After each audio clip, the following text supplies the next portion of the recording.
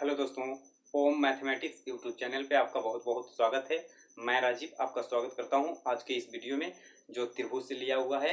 जो इम्पोर्टेंट जो कुछ बिंदु है ना, जैसे कि केंद्रक अर्थात केंद्र, और उसके बाद यानी जो है ना सर्वांग सम और समरूपता, इन चीज़ों पे आज जो है ना हम चर्चा करेंगे, डिस्कस करेंगे। तो इससे पहले यानी जो है ना भी एक वीडियो अपलोड किया गया है, अगर आप उसे देख करके इसे देखते हैं तो शायद आपको समझने में ज़्यादा है ना आसानी होगी। तो चलिए है ना शुरू करते हैं आज के इस वीडियो को। सबसे पहले यानी जो है ना हम देख लेते हैं कि आखिर केंद्रक कहते किसे हैं। तो किसी जो है ना त्रिभुज में है ना, त्रिभुज में तीनों माध्यिकाओं का जो कटान बिंदु होता है ना, त्रिभुज के तीनों माध्यिकाओं का जो कटान बिंदु होता है ना, वह कटान बिंदु को ही हम माध्यिक जो है ना केंद्रक कहेंगे, अर्थात केंद्र कहेंगे। है ना, केंद्र अर्थात केंद्रक दोनों एक ही बात है। तो त्रिभुज के तीनों माध्यिकाओं का जो कटान बिंदु होता है उसे हम केंद्र अथवा केंद्रक कहते हैं। जैसे देखिए है ना, एक त्रिभुज हम बना रखे हैं, ए बी सी एक त्रिभुज है, और इसका माध्यिका A D B E C F है। और जो है ना ये तीनों माध्यिकाओं का जो कटान बिंदु है उसे हम जो है ना ओ से सूचित कर रहे हैं। तो है ना यहाँ ओ इस त्रिभुज के लिए क्या कहलाएगा, केंद्रक कहलाएगा। है ना, केंद्रक यानी जो है ना माध्यिका को 2:1 के अनुपात में भी विभाजित करता है। ऐसा अगर क्वेश्चन आ जाए दोस्तों कि जो है ना केंद्रक माध्यिका को किस अनुपात में विभाजित करता है, तो आपको बताना है 2 और 1 के अनुपात में विभाजित करता है। यानी कि यहाँ से हम कहेंगे कि ए ओ का माप 2 के अनुपात और ओ टी का माप 1 के अनुपात में चलेगा। है ना, इसी तरह से बी ओ ये 2 और है ना ओ ई 1 कहलागा, सी ओ 2 और ओ एफ 1 कहलागा। यानी कि यहाँ हम कह सकते हैं कि ए ओ ओ बी और सी ओ ये सब सभी बराबर कहलाएंगे, पर ओ डी ओ ई ओ एफ ये तीनों जो है ना आपस में बराबर कहलाएंगे। तो ये जो है ना केंद्रक माध्यिका को 2:1 के अनुपात में विभाजित करता है। कितना बार तो ऐसा ही ऑब्जेक्टिव पूछा गया है कि केंद्रक है ना, त्रिभुज का केंद्रक माध्यिका को किस अनुपात में विभाजित करता है। आपको ऑप्शन दे दिया गया है ना, 2:1, 3:1, 1:4, है ना, इनमें से कोई नहीं। तो आपको जो है ना 2:1 के अनुपात में आंसर करना होगा। उसके बाद आगे हम लिख रखे हैं कि तीनों माध्यिका त्रिभुज को 6 बराबर भागों में बांटता है। अगर हम बात करें दोस्तों कि पूरे का अगर क्षेत्रफल दिया हुआ हो, अगर 36 मान लेते हैं, सपोर्ट देते हैं 36, और ये तीनों माध्यिकाओं के द्वारा जो ये त्रिभुज विभाजित हुआ, ये 6 बराबर भाग में विभाजित हुआ। यानी कि हम बोलेंगे कि त्रिभुज बी ओ डी बराबर त्रिभुज डी ओ सी बराबर त्रिभुज सी ओ ई बराबर त्रिभुज ई ओ ए बराबर त्रिभुज ए ओ एफ बराबर त्रिभुज बी ओ एफ। यानी कि 6 त्रिभुज का निर्माण जो हुआ है, 6 त्रिभुज आपस में बराबर कहलाएगा। और पूरा का अगर क्षेत्रफल 36 था तो प्रत्येक का क्षेत्रफल कितना कितना होगा, तो 6 सेंटीमीटर स्क्वायर के है ना रूप में होगा। और इस तरह से भी क्वेश्चन पूछा गया है कितना बार, जैसे कि जो है इन दोनों त्रिभुजों को है ना आपस में जोड़ करके, उसके बाद जो है ना बोला गया कि चतुर्भुज एफ ओ डी बी का क्षेत्रफल बताइए, जो कि पूरे त्रिभुज का क्षेत्रफल आपको 36 दिया हुआ है। तो इस आधार से क्वेश्चन भी पूछा करता है। उसके बाद हम आगे बताएंगे दोस्तों आपको कि न्यून कोण में जो है ना केंद्रक अंदर होता है। यानी कि न्यून कोण है एक कैसा त्रिभुज है, तो न्यून कोण त्रिभुज है, क्योंकि इसका प्रत्येक कोण जो है ना 90 डिग्री से छोटा है। तो न्यून कोण में केंद्रक जो है ना त्रिभुज के अंदर होता है, अधिक कोण में केंद्रक त्रिभुज के बाहर होता है। और अब देखते हैं थोड़ा सा, जिससे हम मान लेते हैं जो है ना अधिक कोण का आकृति बनाए। इस तरह से देखिए, अगर हम ये बनाए अधिक कोण का आकृति ऐसे, है ना, यानी जो है ना जिसका कम से कम एक कोण का माप 90 से अधिक होना चाहिए। तो यहाँ हम अगर देखेंगे कि केंद्रक जो है ना अधिक कोण में केंद्रक जो है ना त्रिभुज के बाहर होता है या नहीं, तो है ना इसको अगर हम केंद्र यानी जो है ना निकालेंगे, मालूम करेंगे, तो जो है ना वास्तव में त्रिभुज के बाहर ही केंद्र इसका होता है। जैसे देखिए है ना इस तरह से, यानी यहाँ इसका केंद्रक मिलता है अधिक कोण त्रिभुज में। और सम जो है ना न्यून कोण त्रिभुज में केंद्रक त्रिभुज के अंदर होता है, अधिक कोण त्रिभुज में केंद्रक त्रिभुज के बाहर होता है। और इस तरह से समकोण त्रिभुज में केंद्रक कर्ण पर ही होता है। और वो कैसे, देखिए ये है समकोण त्रिभुज, और इसका यानी जो है ना केंद्रक रहेगा इस जगह पर। तो जो है ना हम कह सकते हैं कि समकोण त्रिभुज में केंद्रक त्रिभुज के यानी जो है ना किस पर, कर्ण पर होता है।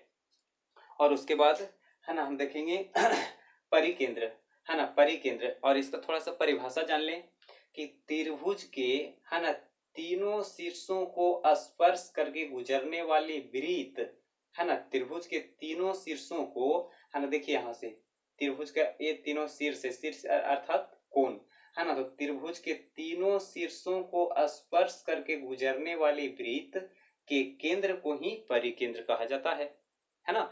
तो और इस तरह जो है ना, इस तरह के यानी आकृति दे करके आपको जो है ना पूछा जाएगा कि बी ओ सी का मान बताइए, जहां कोण ए का मान दिया हुआ है, तो जो है ना आपको बी ओ सी ज्ञात करना रहे, तो जो है ना केवल आप कोण ए को दुगना कर दीजिए, तो जो है ना बी ओ सी का कोण, बी ओ सी का माप निकल जाएगा। और ऐसे भी आप जो है ना एक बात को याद रखिए कि जो है ना जब वृत्त के, है ना, जब वृत्त के परिधि पर कोई कोण बनता है, तो वृत्त के परिधि पर का बना कोण वृत्त के केंद्र पर का बना कोण का आधा होता है। यानी जो है ना केंद्र पर अगर यानी 60 बन रहा है, 60 डिग्री का कोण, तो परिधि पर कितना बनेगा दोस्तों, 30 डिग्री का कोण, है ना। तो इस तरह से हम कहेंगे कि जो है ना वृत्त के परिधि पर का बना कोण केंद्र पर का बना कोण का आधा होता है, और केंद्र पर का बना कोण परिधि पर के बना कोण का दुगना होता है। तो इस तरह से बी ओ सी बराबर, है ना, 2 गुने कोण ए होगा। और इस रूप में अगर यानी जो है ना आपको भुजा देकर के, त्रिभुज का भुजा देकर के अगर त्रिज्या पूछे दोस्तों, तो आपको क्या करना है, भुजा को √3 से भाग दे दोगे, तो जो है ना आपको इसका त्रिज्या निकल के आ जाएगा। और एक कितना बार जो है ना वनडे एग्जाम जो है ना के क्वेश्चनों में पूछा भी गया है कि जो है ना परिवृत्त के त्रिज्या ज्ञात करिए, जहां यानी त्रिभुज का भुजा दिया हुआ है। उसके बाद जो है ना आपको निकालना होगा भुजा बटा √3। और उसके बाद हम देख लेते हैं अंतः केंद्र। तो त्रिभुज, है ना, के भुजाओं को स्पर्श करके गुजरने वाली वृत्त का केंद्र को ही हम अंतः केंद्र कहते हैं। जैसे देखिए यहाँ हमने पढ़ा शीर्षों को स्पर्श करके गुजरने वाला, और यहाँ हम कह रहे हैं भुजाओं को स्पर्श करके गुजरने वाला। स्पर्श करने का मतलब यानी जो है ना छू करके गुजरने वाला, ना कि उसको विभाजित करके गुजरने वाला, है ना। तो त्रिभुजों के भुजाओं को स्पर्श करके गुजरने वाला वृत्त का जो केंद्र होता है वही अंतः केंद्र कहलाता है। और अंतः केंद्र जैसे कि हम कह सकते हैं कि ओ डी, ओ ई, ओ एफ, ये सब सभी जो है ना इसका छोटी जो है ना त्रिज्या, वृत्त का छोटी त्रिज्या भी कहलागा। और ये अंतः केंद्र का जो है ना त्रिज्या अगर ज्ञात करने के लिए कहा जाए दोस्तों, तो केवल आपको जो है ना भुजा के माप को 2√3 से भाग दे देना है ना। इससे पहले आपको परिवृत्त के यानी जो है त्रिज्या ज्ञात करने के लिए बताया कि भुजा को √3 से केवल भाग देना है, और छोटी त्रिज्या के अंतः जो है ना केंद्र में छोटी त्रिज्या का मान ज्ञात करने के लिए हम बता रहे हैं कि भुजा को 2√3 से भाग देना है। यहाँ 1√3 है, यहाँ 2√3 है ना। आपको एक चीज याद रखना है। उसके बाद जो है ना आगे हम लोग को देखना है कि त्रिभुज ए बी सी में बी ओ और सी ओ कोण बी तथा सी का अंतः समद्विभाजक और बाह्य समद्विभाजक अगर दिया गया हो, तो BOC का मान क्या होगा।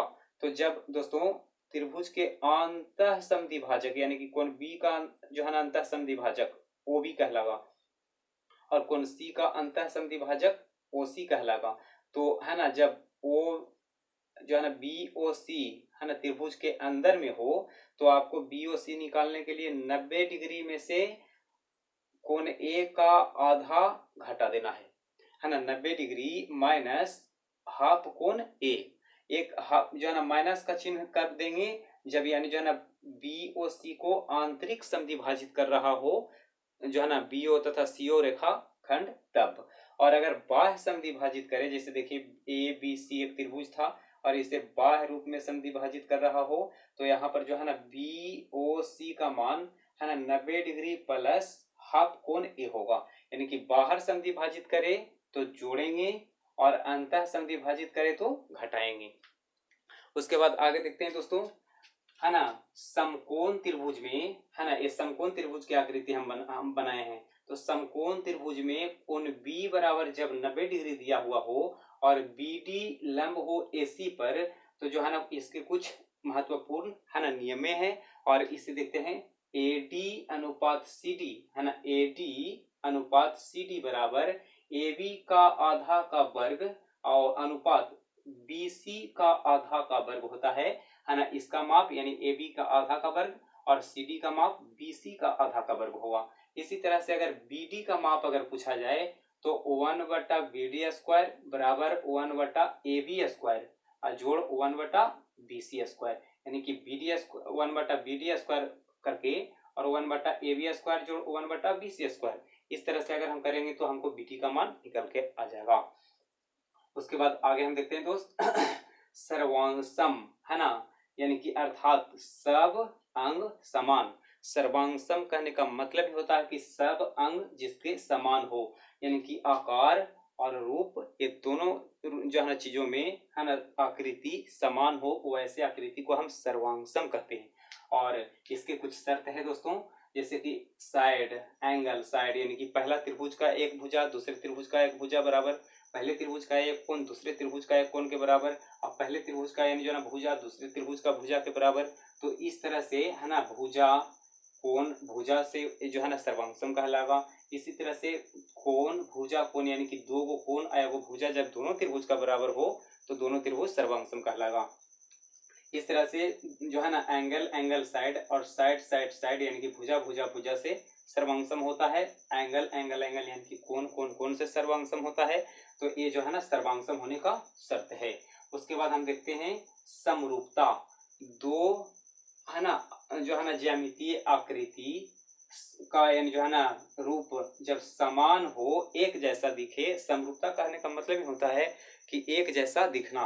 तो दो जो है ना ज्यामितीय आकृति का जब रूप आकार समान हो, वैसे आकृति को हम जो है ना समरूपता के अंतर्गत जो है ना जानते हैं। और समरूपता जैसे कि ABC एक त्रिभुज लिए और DEF एक त्रिभुज लिए तो AB बटा DE होगा, ये पहला नियम है। AB बटा DE बराबर में BC बटा EF बराबर में AC बटा DE, यानी कि इसके बराबर बटा में E, इसके बटा में E और इसके बटा में A रहेगा। इसी तरह से अगर मान लेते हैं कि दोनों का क्षेत्रफल दिया हुआ हो और भुजा का अनुपात पूछा जा रहा हो तो जो है ना आप है ना पहले का क्षेत्रफल बटा दूसरे का क्षेत्रफल करके पहले का भुजा को ऊपर लिखिएगा और दूसरे के भुजा को नीचे लिखेगा, ऐसे वर्ग कर दीजिएगा। और ये तीन गो में से कोई आप जो है ना उठा लीजिए, जिसका भी यानी जो है ना माप दिया हुआ हो उस आधार से आपको ज्ञात हो जाएगा। इसके बाद हम देखते हैं तीसरा में भुजा लंब माध्यिका परिमाप कोण समद्विभाजक जो है ना का अनुपात भी समान होता है। कब? जब दो जो है ना त्रिभुज या दो आकृति समरूप हो तब। इस तरह से है ना भुजा लंब माध्यिका परिमाप कोण समद्विभाजक ये सब का अनुपात है ना समान होता है। और एक चीज और दोस्तों है ना, जैसे यानी जो है ना इस तरह की आकृति जब दिया हुआ हो तो है ना AB बटा CD है ना, उसके बाद AO बटा OD और उसके बाद BO बटा OC, ये भी जो है ना समरूपता का ही नियम है, समरूपता का ही रूप है ना। इस आधार से भी यानी जो है ना त्रिभुज को के भुजा को ज्ञात किया जा सकता है। जैसे मान लेते हैं कि जो है ना इसके साथ इसको लेकर के चलें, ये दो वो दिया हुआ है और इसमें से वो दिया हुआ है और ये वो ज्ञात करना है। तो जो है ना हम इस आधार से इसका उपयोग करके ज्ञात कर सकते हैं भुजा का माप को। और आज का तो वीडियो यानी जो है ना इतना ही था, जिसे जानना बहुत जरूरी था और लगभग हम लोग जो है ना मिलकर के डिस्कस किए भी। और इससे आगे आने वाले वीडियो आपको है ना क्वेश्चन है ना लगभग कुछ इम्पोर्टेंट क्वेश्चन जो है ना हल करेंगे, जो है ना आपको इसी बोर्ड पे यानी जो है ना हल करके दिखाएंगे। तो तब तक है ना वीडियो को हम जो है ना यहीं रोकते हैं। और वीडियो अगर अच्छी लगी हो तो इसे जो है ना लाइक करें, दोस्तों के साथ शेयर करें और अगर आप इस जो है ना चैनल को सब्सक्राइब करें और ओम मैथमेटिक्स यूट्यूब चैनल को सपोर्ट